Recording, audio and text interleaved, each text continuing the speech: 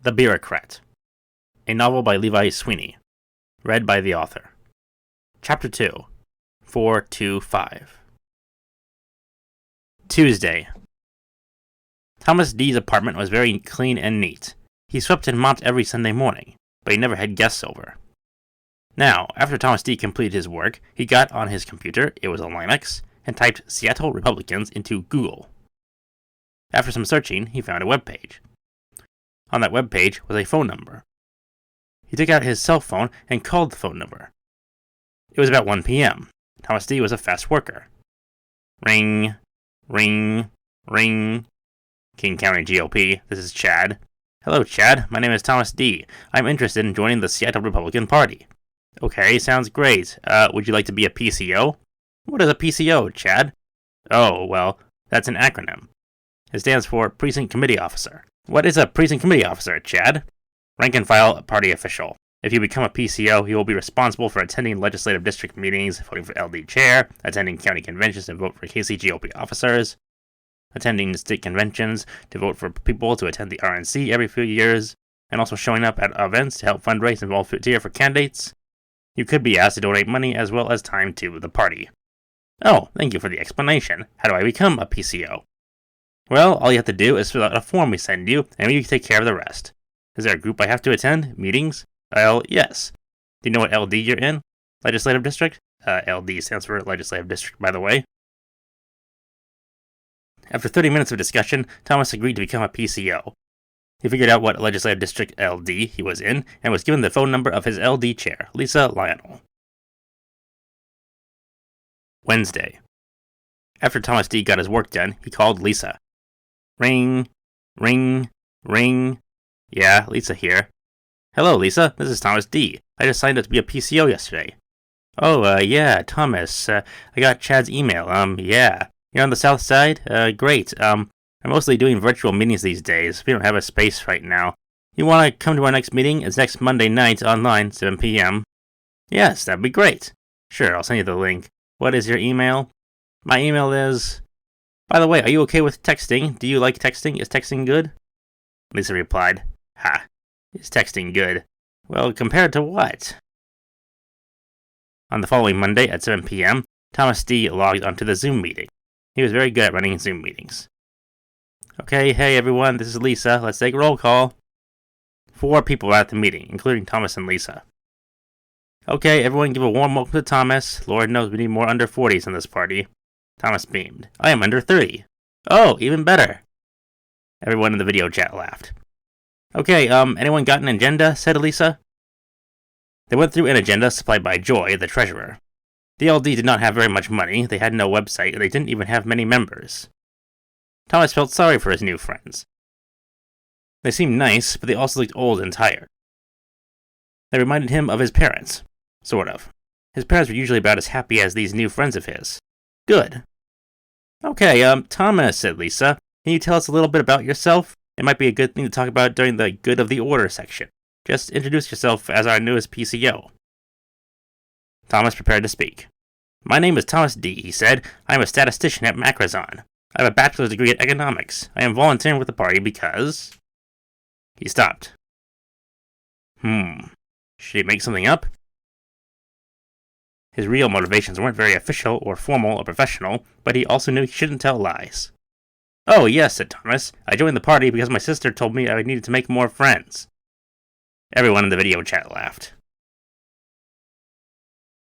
Sunday. Thomas called his mother on his cell phone. He was at his teeny apartment. It was 11 a.m. He hoped she answered. She hadn't answered the last time he had called on her birthday, in 2022. Ring, ring, ring. Hi, Thomas, thanks for calling. Hi, Mom, I just kind of missed you, so I called. I missed you too. You should call more often. Yes, I should. I just know that you and Dad are very busy with the business, and, well, I feel sorry about bothering you when you have so much work to do. Oh, Thomas, you shouldn't feel like that. I'm your mother. I always have time for you. Yes, Mom, thanks for understanding. Of course. Now, what's up? Thomas told her about his new unpaid volunteer gig with the party. Very interesting. Why politics? It was my sister Julia's idea. Julia? I thought she hated politics. She does, but I think she loves me. Ha ha ha ha ha ha! After talking on the phone for 1 hour, Mom said goodbye, and Thomas hung up. Beep. Thomas sat down in his swivel chair. It was raining outside. It was later in January. Thomas decided to buy a book about politics. He went to a local Barnes & Noble on a Saturday. After browsing, he found a book he was almost certain was about politics. It was titled The Republic of Plato. The copy he found was brand new, and he Googled the name of the translator on his mobile phone. The translator of this edition was very prestigious and had won lots of awards, and this edition had good reviews. He bought the book and went home. Thomas did not own many books. Because he spent most of his spare time reading newspapers and watching a little TV, he hadn't thought about reading many books, not since he had moved to Seattle. He didn't have much room in his teeny apartment anyway, so he didn't have much space to store a lot of books. But he knew he had to vary his routine, so he decided to try something different. He sat in his swivel chair and read The Republic. It was a nice book, featuring a strange man named Socrates who liked to sit in the living rooms of rich friends he happened to know while talking with other young men with strange, funny names. Thomas wondered if any of them had jobs, where they had long, strange conversations about various abstract concepts. Thomas liked it. He thought reading The Republic was fun. It was actually kind of funny. Thomas finished reading The Republic a few weekends later. He was a fast reader and very good at time management. A few days later, Thomas got an email from Lisa Lionel. Lisa wrote in the email that a caucus was coming up. Since 2024 was an election year, they would be having caucuses to select delegates to the state convention in Spokane in a few months. Very important. Lisa Lionel had an MA in Hebrew Literature from Yeshiva University. Thomas D. had seen her LinkedIn profile. After exchanging some emails, Thomas volunteered to do some menial tasks at the caucus, such as setting up chairs and tables, buying snacks, sweeping floors, signing people in on a clipboard, giving people name tags, and making sure everything was cleared up and all the lights were turned off. In the meeting venue, after the caucus was done, plus putting and then taking down wayfaring signs around the caucus venue, indicating to people driving to the caucus that the caucus was in that building.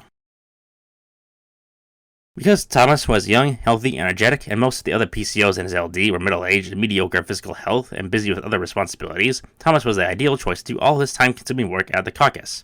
Lisa was very happy he volunteered. She said the person who did these tasks was the Sergeant-at-Arms.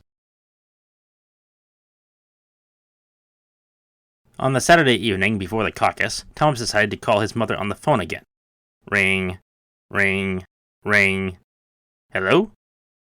Hi, Mom. It's me, Thomas. Hey, Thomas. How's it going? It's a bit late over here in New York. Sorry, Mom. I just got a big event going on tomorrow morning for the party and wanted to talk to you before I went to it. Just my little superstition. Oh, you think your mother is a good luck charm or something? I'm lucky that you're my mom. Ha! Very funny. Save those one-liners for when you have a girlfriend, okay? Thomas was sad. He had never had a girlfriend. Thomas and his mother talked for 30 minutes. He told her everything about what he was going to do tomorrow. His mother was very proud that he was serving his community. They talked a little about his job, and she was pleased that he was doing very well. She was a little concerned that Thomas found his job so easy that he actually had a lot of free time. But she decided there wasn't much to worry about when Thomas mentioned he would be probably getting a big return when he filed his taxes in March.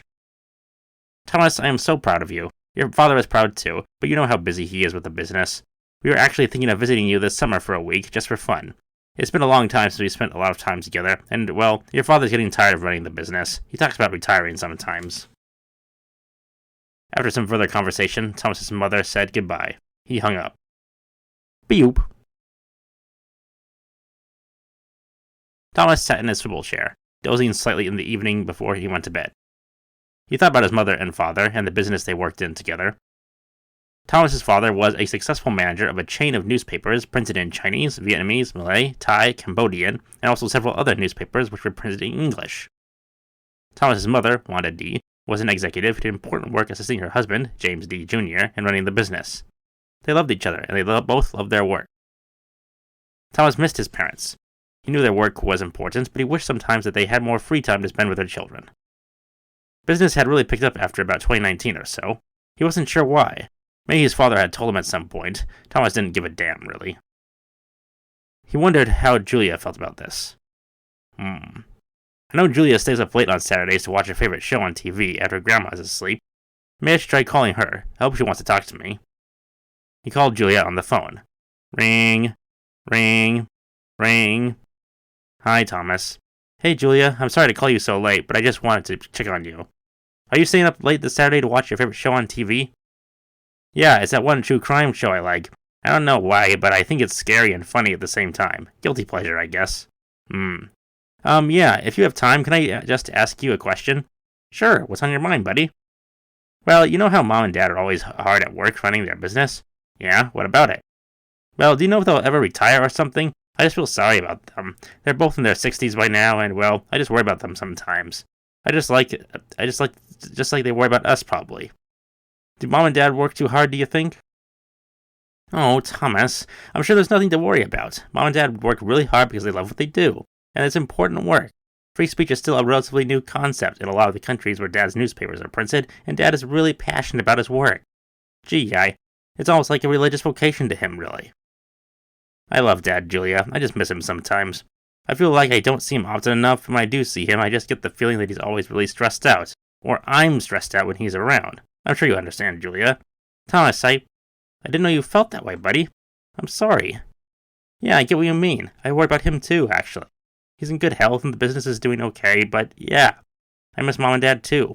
Dad, he just really, really struck gold. Lots of gold in like 2020. And now it feels like they're busier than ever. Thanks, Julia. I'm glad we were able to talk. I feel a bit better now, actually. Have fun watching your show. Thanks, Thomas. I love you, buddy. I love you too. Beoop. This has been The Bureaucrat, a novel by Levi Sweeney, read by the author, Chapter 2. Thank you for listening.